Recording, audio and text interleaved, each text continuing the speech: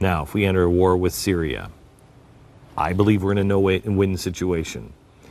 What are the consequences? A guy who would know is Frank Gaffney. He is the president for the Center for Security Policy.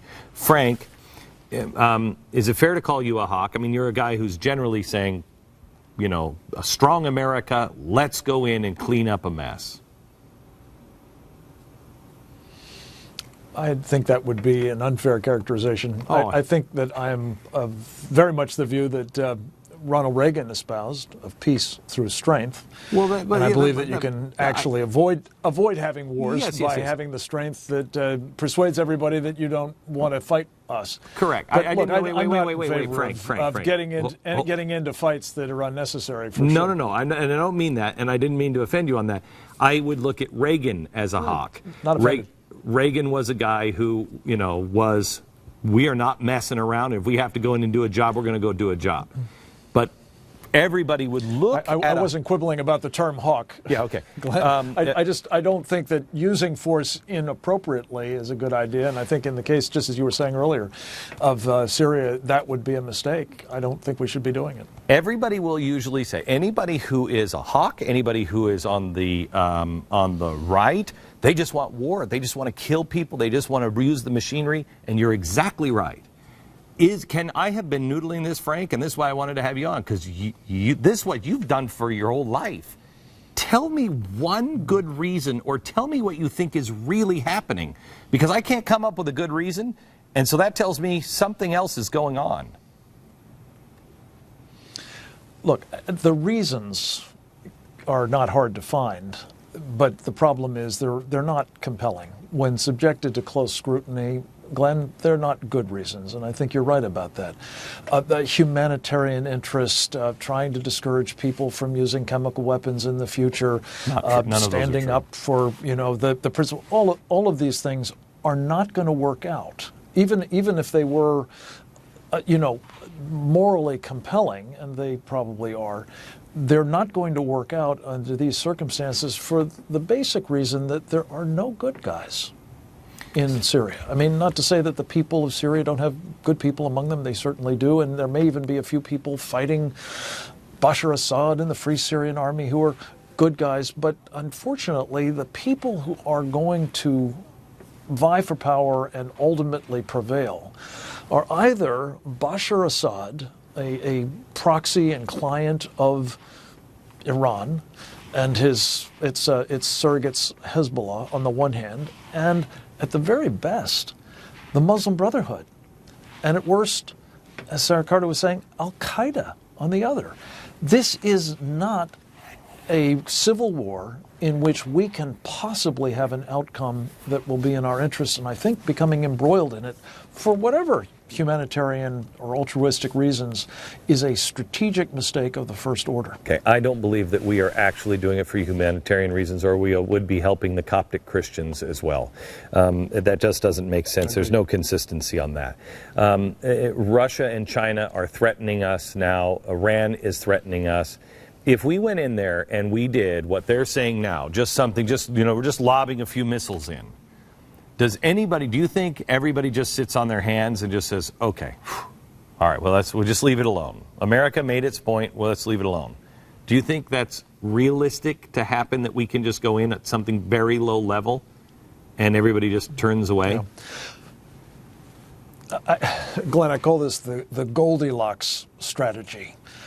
We don't want too much, we don't want too little, we want it just right. And whether that's 2 days of bombing or whether it's bombing this target or that target, certainly not regime change, as we've been told by this press spokesman at the White House. War isn't like that.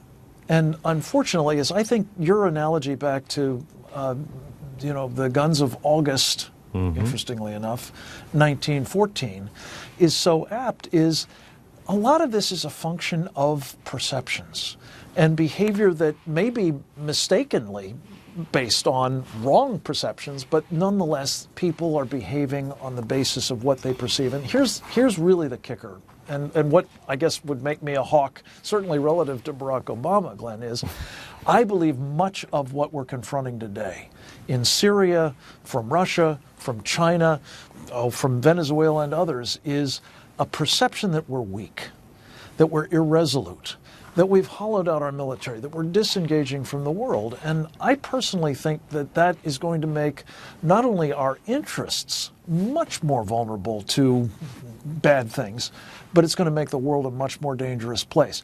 Not that we need to intervene everywhere, not that we want to or should, but that we've got the capability to project power credibly and the will to do it decisively. That's missing, and in its absence, as I say, I think the world becomes a more dangerous place. Frank, here's the thing. I don't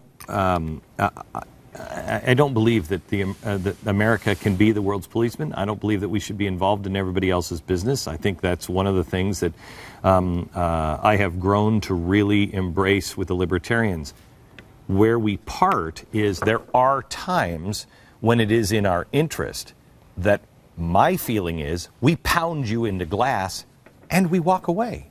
We're not rebuilding you. We're not nation building. You screw with us and we pound you into the ground.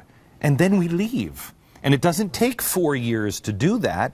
It takes you a couple of weeks to really unleash the hellfire that we have. That's how you get credibility, especially in the Middle East. And then you walk away and say, don't ever do it to us again. And you leave. Right. Is that wrong?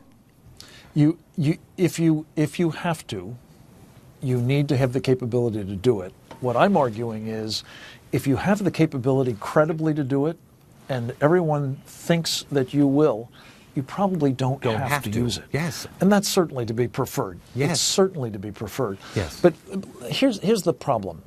We have spent the 5 years of this administration hollowing out our armed forces.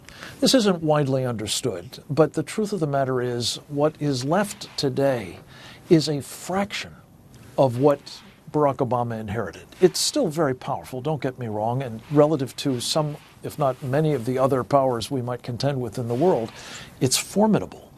But it is not, I believe, any longer a credible deterrent to bad behavior. And if you fail to deter that kind of behavior, count on it. You're going to get more of it. Now, will that all be at our expense? Maybe, maybe not. But it will certainly be at the expense of our friends and allies. And as a result, you know what? We're going to have fewer of them. Okay. You have fewer friends and allies. You have to do more of this yourself. And you talk about policemen of the world.